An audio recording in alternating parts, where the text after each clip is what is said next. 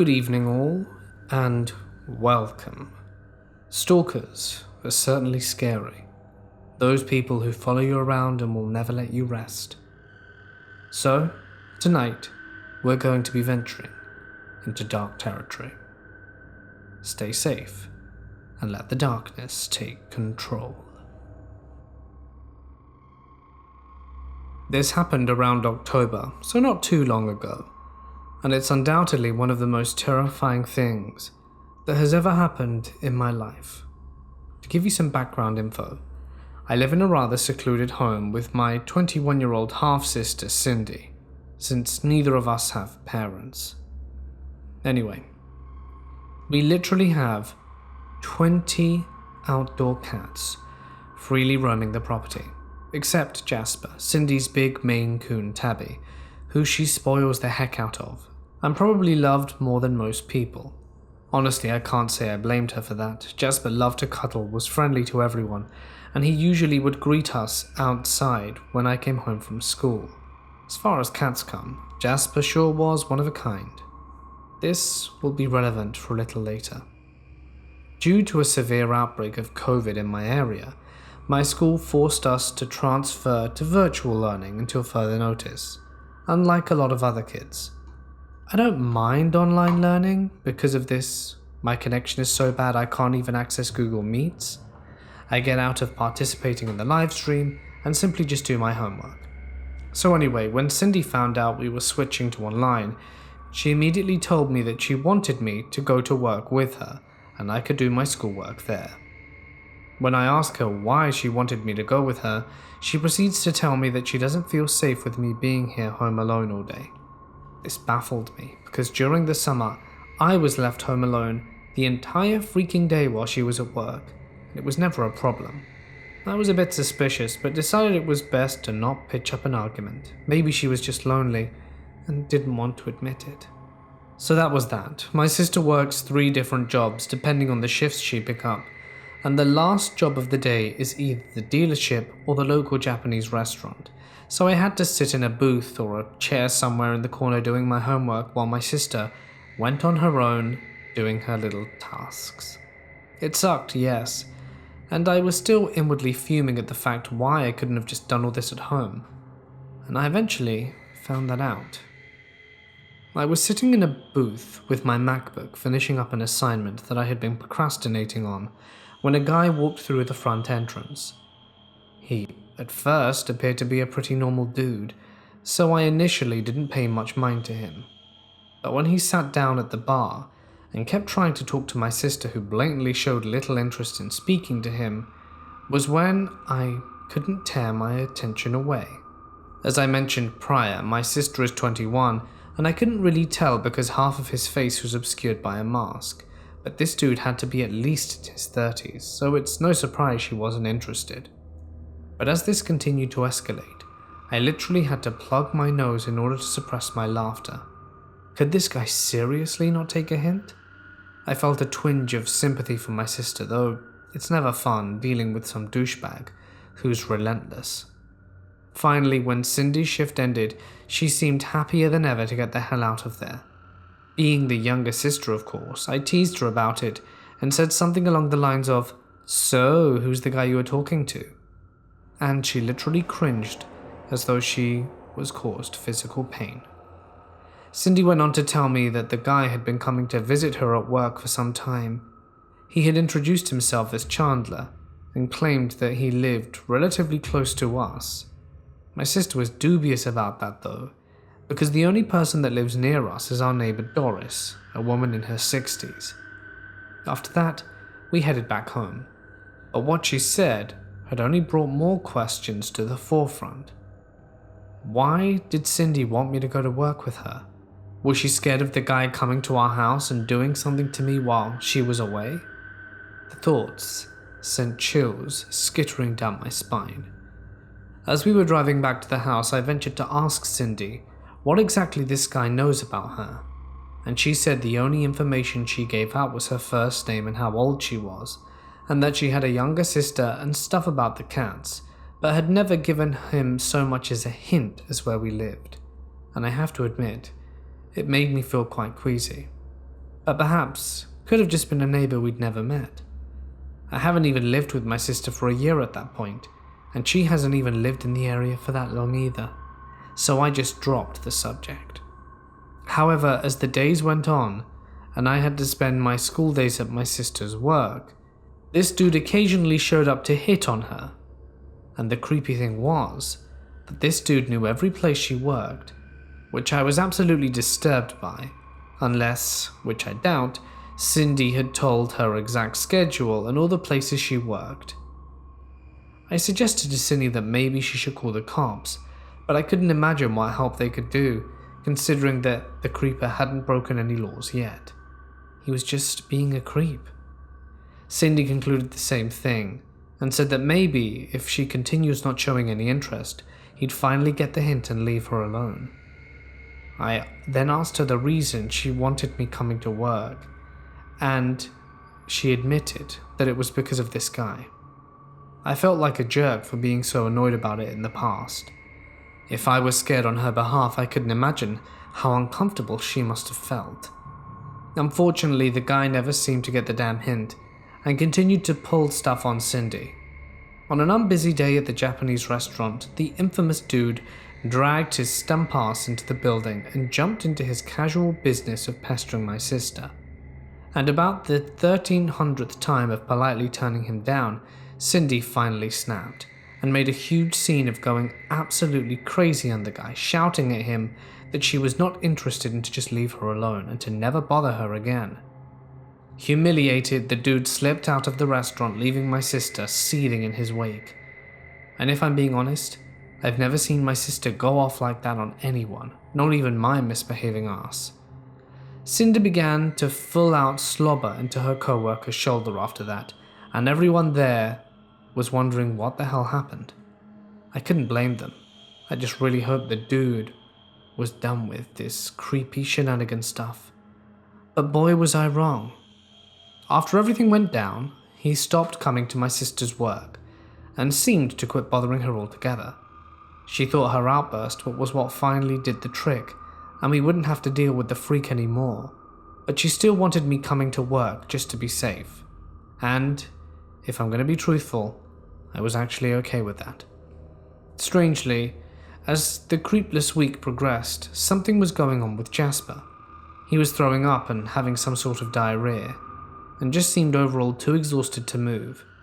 Cindy, of course, was extremely worried and stated that the poor cat must have gotten into poison or ate something weird outside. She scheduled an appointment to take Jasper to the vet, but unfortunately, Jasper had passed away before then. And to say the least, Cindy was absolutely heartbroken. She really loved that cat, and losing an important pet can sometimes hurt as much as losing another person. I went through the same situation in my former home with an animal I was close to. After several dismissal hours of my sister wailing like a toddler and clutching her cat to her chest, she told me that we were going to bury Jasper out back. Cindy had kind of a pet cemetery at the edge of our yard, which was visible from the window.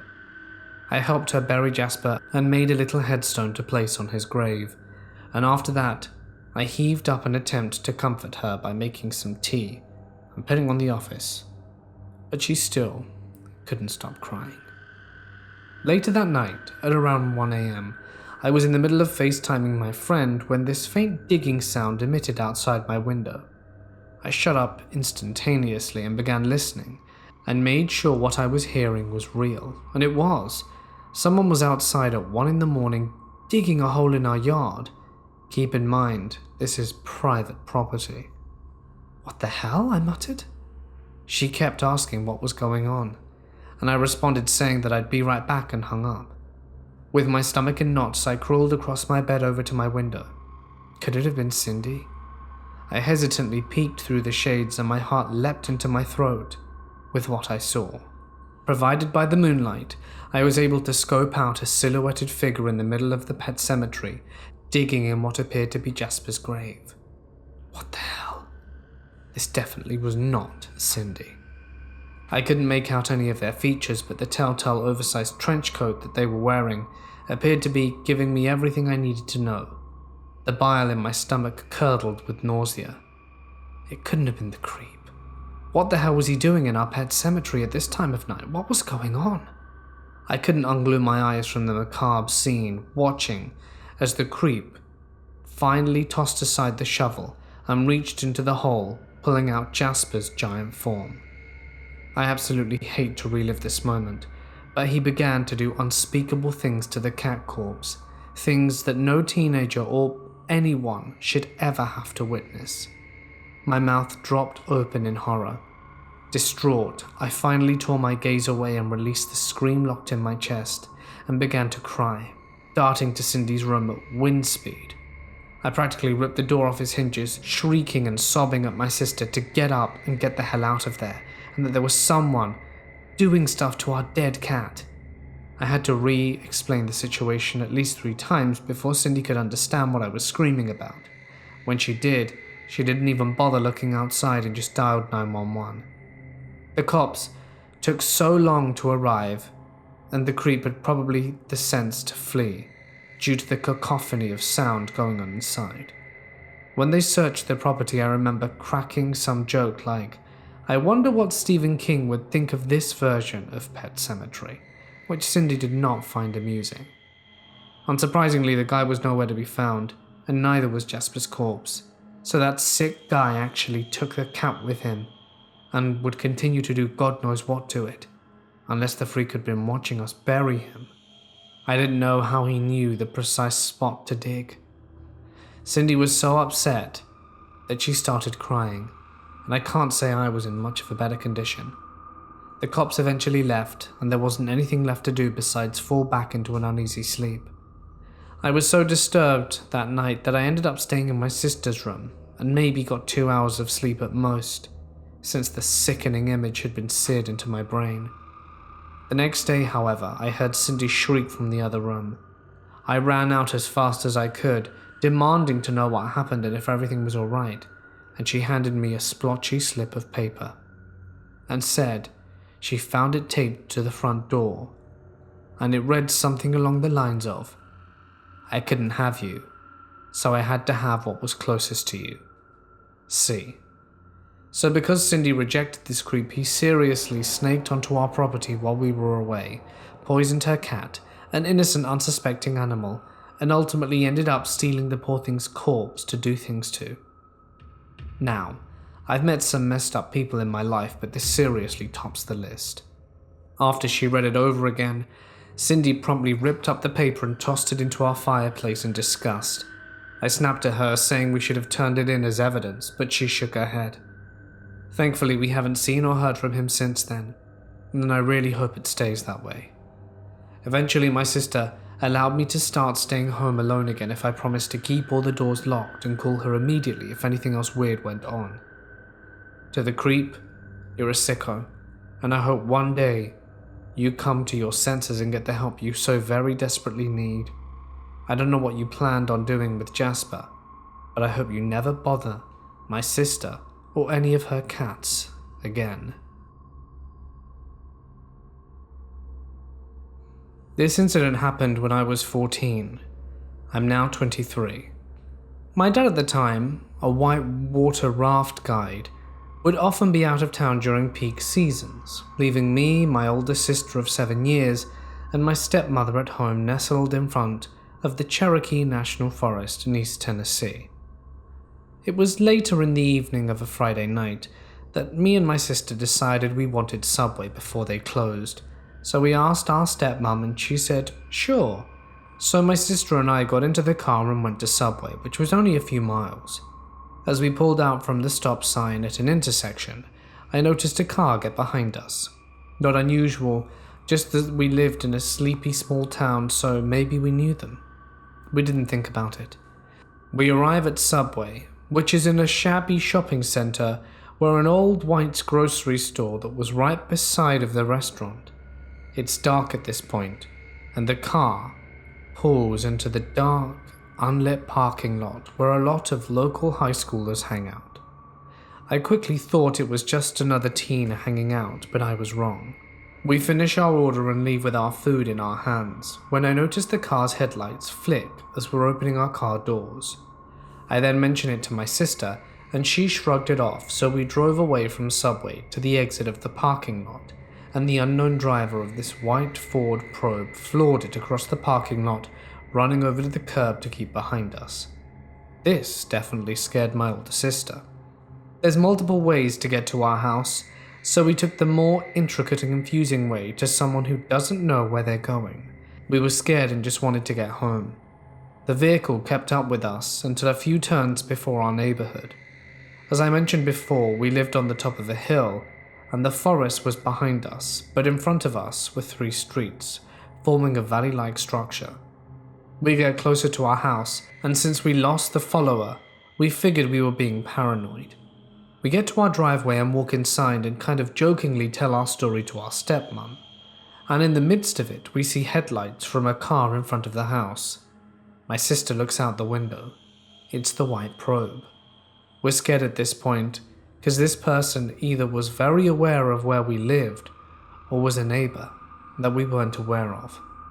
They sit outside the house for what seems like a really long time, and before my stepmom gets her phone to call my father to ask if he would have any idea who this was, they drive off, which is odd. We sit and eat our food uncomfortably but try to shake it off.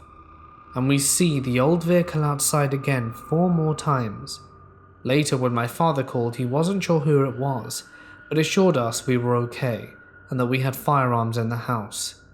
We lived in a safe neighborhood, and that's all he could say through the phone in Florida.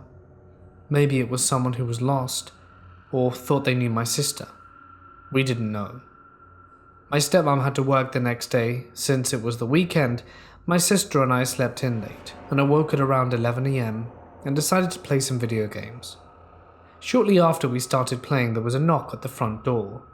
Nobody should have been knocking, so we didn't answer, and it kept going and getting harder. Now from our living room you could see into the kitchen. My dad, being a nature lover, had built a ceiling-to-floor window in the kitchen to sip coffee and watch nature. This is important. The knocking subsides and my sister is trying to find her Motorola flip phone to call our stepmom and the police.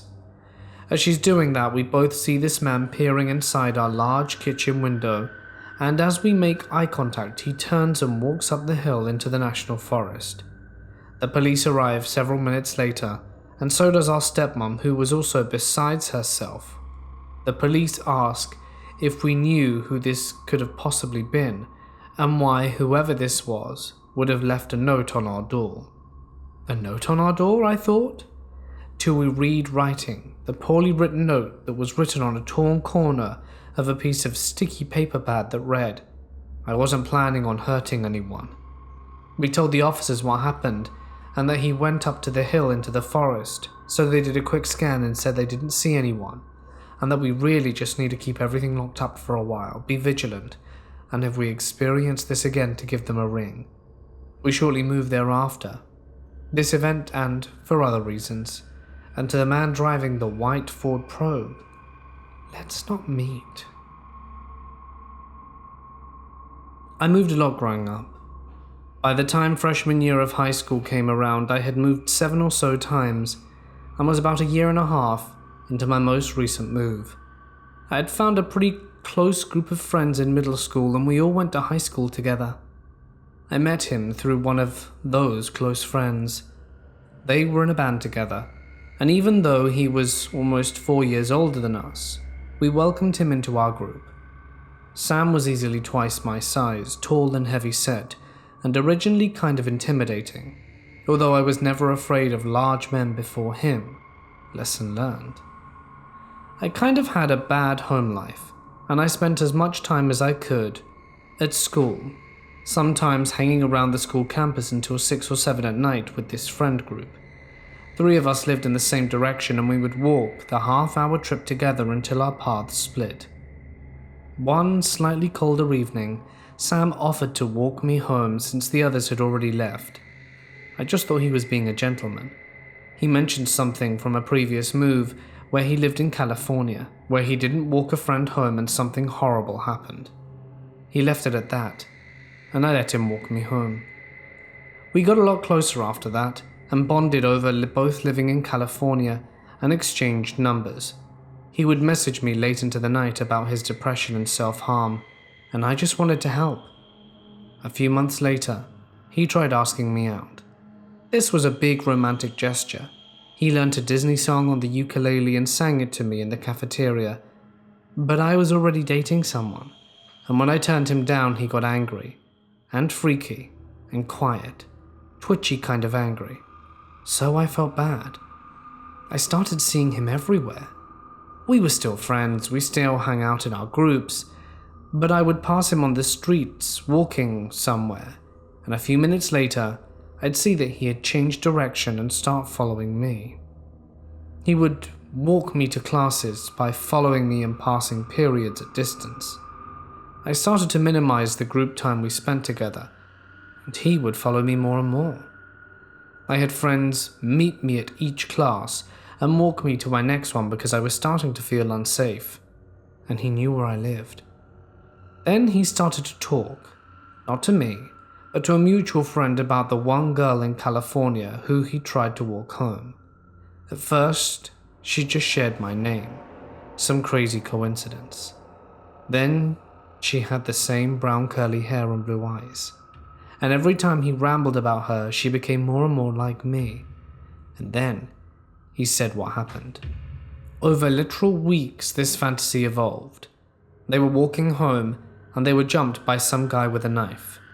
It was a robbery gone wrong on her birthday, January 24th, which happened to be mine as well.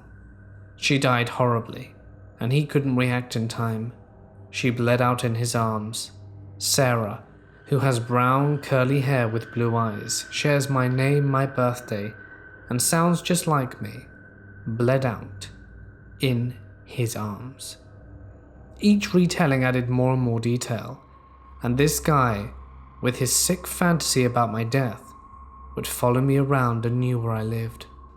My boyfriend was abusive, mentally and physically, but I stayed as close to him as I could whenever I could, because if the worst happened, I knew for sure he could throw a punch.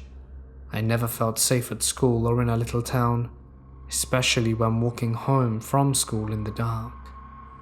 One day at school, he had a breakdown, freaked out, and ran out of the school in a panic. I was sent after him and found him curled up on the floor. I got closer. I knew about his anxiety and depression, and my safety aside, I wanted to make sure he was okay. It was then that he told me this horrifying story that I had been hearing from mutual friends with added detail. We had been walking home from a concert in California. We passed a dark alley, and a homeless man came out with a rusty knife and asked for anything valuable. I fumbled for my phone but didn't have anything else on me, and he thought I was calling the cops. He stabbed me once, twice, again and again, and Sam stood there horrified. He saw red and grabbed a broken glass bottle near my body and attacked the homeless man and killed him with his own knife. He told me he killed someone. My stalker killed someone. It didn't matter how messed up he was anymore. I didn't care if it was a fantasy or real. I didn't care how it would affect his mental health anymore. I wanted to go to the police. I was scared for my life. My friends convinced me to go to the school counselor first. That morning we went and told them everything. The stalking, the stories, how he admitted to murder, and that was the reason they moved from California. How I was afraid for my life and wanted to call the police. The counselor didn't take us seriously. She went to the principal, and the principal, not a mental health expert, called Sam in to talk about the accusation. The principal then informed me that he did not think that Sam had any kind of mental illness or that I was in any danger, and that was that. I lost faith in adults, gave up on going to the police, and stayed with my friends, walking me in between classes, hiding behind my abusive boyfriend. I looked behind me every step of my walk home that year.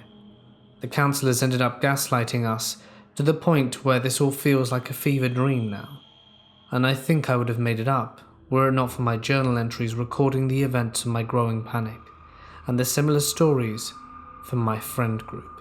And just to clarify, I don't think anyone died in California. I think he's a pathological liar, and he was so deep in a fantasy that he had convinced himself it was real. Now, I wasn't physically hurt, but it was emotional scarring, and the threat he posed was 100% real to me. So to Sam, let's not meet again. I turned 21 this recent October. As part of my celebration, I took some friends to this bar that sits on top of a 30-story hotel. This bar was in the city about 30 minutes out from the small rural town that I live in, but because of COVID regulations, one party at a time was allowed in the elevator, and each party was allowed in the bar as another party left, so we were waiting for a while. They had a designated area for the line that had social distancing stickers placed on the ground and rope dividers that guided the line in a snake pattern. My friends and I were chilling, most of us just on our phones trying to pass the time, and I look up from my phone to engage my surroundings when I see a man standing across the lift from us, his phone up to his waist, to seem low-key, and take a picture of us. The photo definitely caught me staring right at the camera. The reason I know for a fact he took a picture is because his sound was still on. I immediately looked to my girlfriend to see if she saw what I saw, but she was on her phone. I then look over to my other side to see my friend Oliver death glaring the guy who took our picture. For visuals, this guy was probably in his mid to late 30s, around 5'8", and built like a thumb, short and stout. He had a mask so I couldn't see his face, but the mask had rhinestones on it. It was clearly trying to spell something out, but I couldn't read it. Oliver then looked over at me, and I gave him a look saying that I saw the same thing. We then texted in the group chat and went down, and everyone looked over at the guy. I think we were all waiting for one of us to speak up and say something about it, but no one did. One of the guys in our group, a 6'3", 250-pound football player, not someone to mess with, later said he saw the guy take a photo and he was tempted to say something but didn't want to cause a scene and potentially get us kicked. Very thoughtful of him, but I would also like to have seen an arse-whipping go down personally. The guy then got a call on his phone and walked away. Even when we were in the bar, I would occasionally look around to see if the guy made it up, but I never saw him after that. No one made a big deal about it, other than Oliver and I. I know my friends didn't see, but come on. How can you not ask a million questions right now? Is this man a perv, part of a human trafficking ring, or just scoping us out? FBI? Why would anyone want to be watching a bunch of college students? The point I'm making is that there are plenty of unanswered questions. Well, anyway, the next day I made plans with my girlfriend and Oliver to hang out. We were hungover from the night before, so I decided to head to McDonald's, whose hash browns have saved my life numerous times. We were in the drive-thru when a car pulls up behind us. Oliver looks in the rearview mirror and starts freaking. He says he didn't want to alarm anyone, but it was the man from yesterday. I look back, and it's him. I didn't see his face because of the mask the first time, and believe it or not, there are a lot of short, bald men that roam around these cornfields. I didn't want to believe it, so I said, yeah, it probably could be, maybe not though. I mean, what are the odds that we see the same man we saw yesterday in the city, in the middle of nowhere? Well, the odds were low but not improbable. The man pulled his car from the drive-thru, parked, got out the car, and put on a mask with rhinestones on it and walked into the McDonald's. As he was walking over, he clearly tried to look into the car, at us, and even walked too close for comfort, but Oliver had tinted windows. I mean, you can still see him, but you've got to focus really hard. So I felt better, but still a part of me wants to say it wasn't the same guy. But the other part knows it was. About a week after the McDonald's incident, Oliver needed a ride to his buddy's house to pick up a TV he bought from him. Oliver's car had broken down, and he was driving on a flat tire for months, and he had no bumper at the time, so I offered to give him a ride because he's my best bud, and it's how I got into this situation. I park on the street across from the house. Oliver gets out and goes in while I stay in the car. Oliver is a talker, so I know it's going to be more than just a few minutes, and after 10 minutes go by, I'm getting a little bit annoyed. So I look up at the house to see if he would just miraculously walk out, but instead I saw someone else. I saw the thumb-shaped man walking down the street with a little rat dog. No mask on this time, but his body shape was super similar to the last two experiences. He then hops off the sidewalk and starts walking diagonally towards this car with his rat dog. I start to get scared as it's 10 p.m. at night. Oliver works till late. I know 10 p.m. is not ideal time to pick up a TV, but there's no one else around other than the moths that are flying around the dimly lit street. So as this guy is approaching us, Oliver comes out of the house and starts walking over. The man switches his course and walks past Oliver and said something to him. I see him laugh and wave and then look through the car window as if to say, "Let's get the hell out of here." I start the car, and as we're leaving I ask Oliver what the man said. Oliver said the man said hi to him at first, when he first passed, but then a few seconds later, as Oliver was a good distance away, he turned around and said, "Nice weather we're having," to which he goes, "Yeah, it is."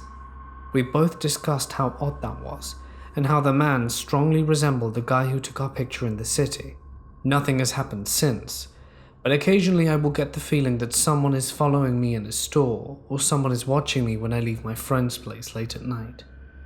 Best case scenario is they're all separate events with different men who look like each other, but I still cannot deny that taking pictures of strangers, looking into people's cars, when there are clearly people in there, and saying nice weather when it's 40 degrees out and late at night to a complete stranger, are all quite bizarre.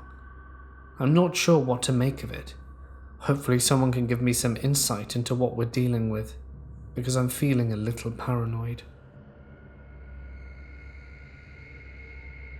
Okay, let me take you back to where this all started. I was around 15. I'm fairly skinny and look about 45 kilos. My actual weight is 58, but I did a lot of sport. I'm pretty short, which makes me look a little younger than I am, and it all started while my sports team was training at a place that was on the outer region of the city where I live.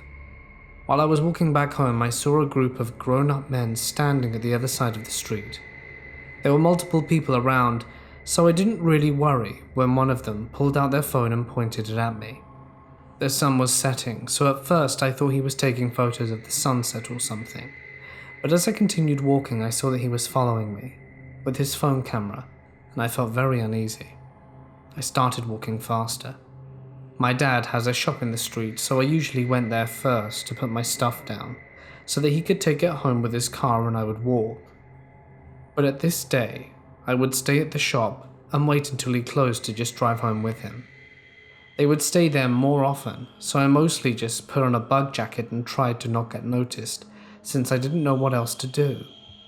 The second time was during winter, and we were training in a closed sports center. It was fairly busy, and there was also a Christmas market, so I felt pretty safe.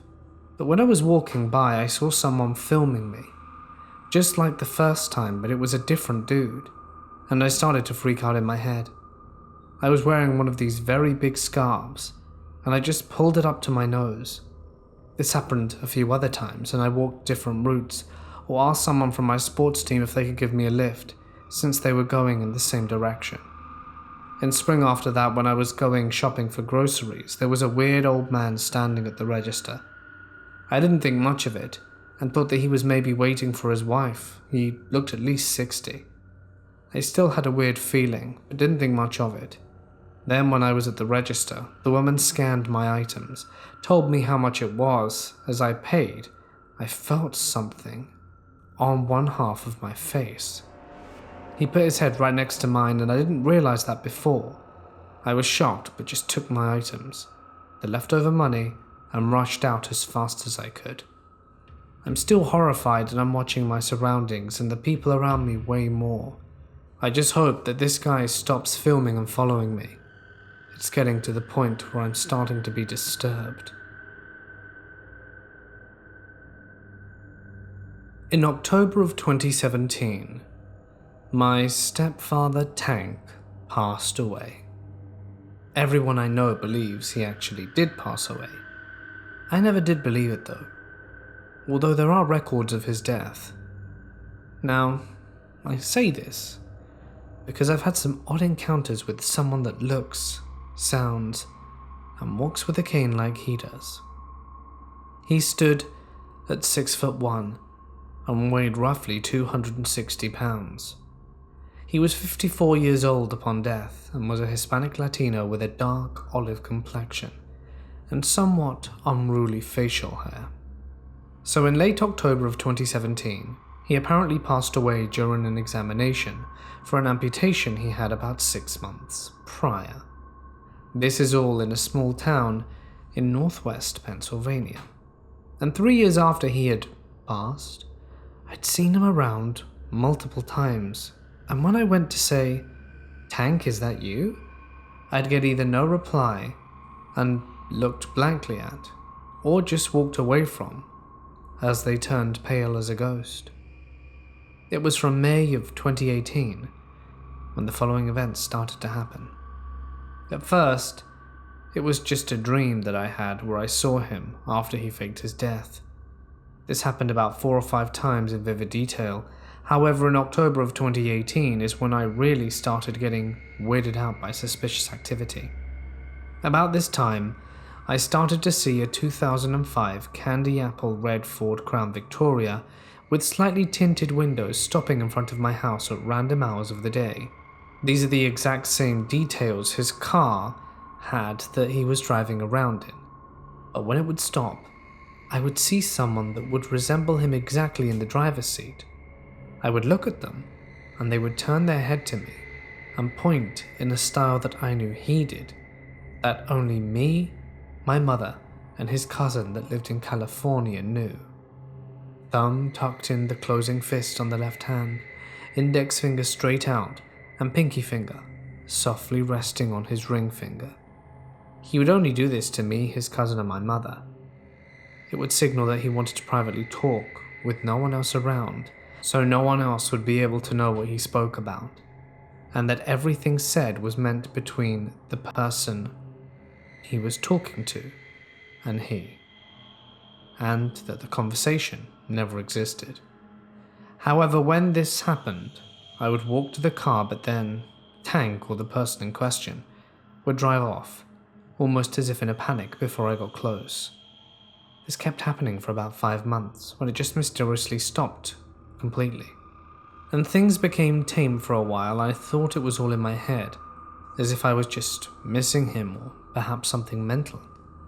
But in June of 2019, I was out shopping for groceries with my housemate and his mother at the Walmart in our location. As we pulled in, there it was, that red Crown Victoria, pulled in 2 cars down from us shortly after we arrived. This time I wasn't the only one who saw it. About a minute later, we see what looks dead on exactly like Tank following us into the store and even grabbing a power card. This time I know I'm not mental. This was legit, because he even sounded and spoke like Tank talking to others and even employees. But he went to the automotive section of the store, which was his favorite place to go when he was alive. We hurried away to the food aisle and quietly talked about what happened and couldn't figure out what was going on. We ultimately left with only a few things because we were on a tight schedule that day. And when we left, his car was still there. We started to see him periodically from time to time, but wouldn't talk to him because we were just busy with what we were doing. One day, though, things were different. It was just me and my housemate. We got our shopping down, and he was in the same checkout line as us. And right in front of us, I finally grew the nerve and said, "Hey Tank, is that you?" And my only response was a man looking back at me in the eye. He turned a bit pale and told the guy to hurry up and print his receipt, and even pulled out a 50 and told the cashier to keep the change and took off his stuff and hurried out the store. From that day onwards, about 3 times a week, the same Crown Victoria rolls up to our house sometime after dark, with its lights on, and I even get calls on my cell phone to an ID that reads "Caller PA." When I answer it, all I get is light breathing. I always look out the window while on the phone, and whomever it is flashes the lights. I always head out to see what's up when I do, and my housemate comes with me. and the person drives off in a hurry while my phone just keeps giving me the rapid beeps as if I was hung up on. I tried to call back the last time, and it doesn't ring. I only get beeping sounds. In the past month, I've seen this man and his cane around the house of my home, and even once inside it, but his back was turned when I saw him. While out of eyeshot, whomever this person is ran downstairs and out the house as I took pursuit. When I got outside, with the only door leading into the house was wide open and my broken-tipped machete, there was no one, just eerie silence. I went back in and locked the house, and my housemate was in with me and followed me, but didn't know what that was, and he asked how they got in. I'm actually kind of scared, and the police will not investigate because I don't have any evidence, and they already have copies of his death records on file, and said I must be hallucinating from either stress or depression. But if that were the case, how did 4 others see him at the same time? I don't even know what's going on here. I can't be mental. Did my stepfather really fake his own death and is stalking me? Or is this something else entirely?